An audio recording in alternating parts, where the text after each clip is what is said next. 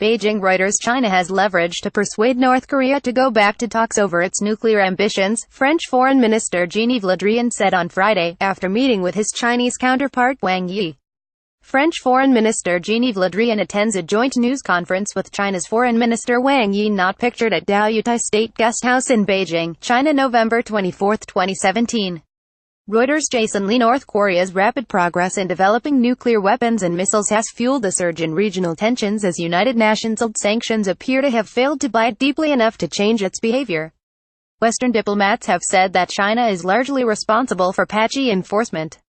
But Beijing bristles at the notion that it should be doing more to rein in North Korea, which does about 90% of its trade with China, saying it is why enforcing UN sanctions and that everyone has a responsibility to lower tension and get talks back on track.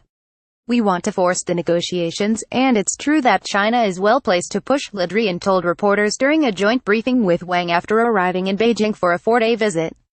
A military solution was an extreme option, he said.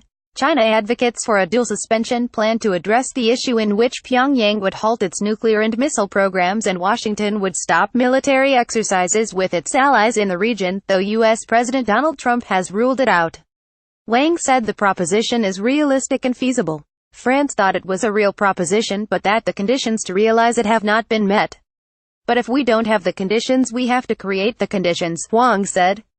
Le Drian countered that he didn't see it as the right approach. I don't believe much in the double suspension strategy, because first of all North Korea isn't prepared to negotiate the very principle of this nuclear program, Le Drian said. Le Drian has said previously that bellicose statements by Trump and North Korean leader Kim Jong-un have created fears of a dangerous miscalculation, particularly since Pyongyang conducted its sixth and most powerful nuclear test on September 3.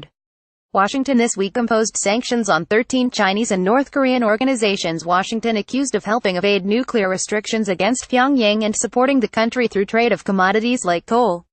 The U.S. Treasury also put North Korea back on a list of state sponsors of terrorism.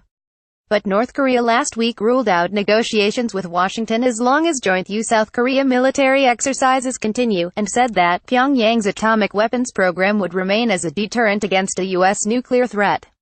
The air forces of South Korea and the United States are scheduled to hold a regular joint drill in December, which will include hundreds of aircraft and about 12,000 U.S. personnel. Reporting by Tom Daly, writing by Michael Martina, editing by Toby Chopra.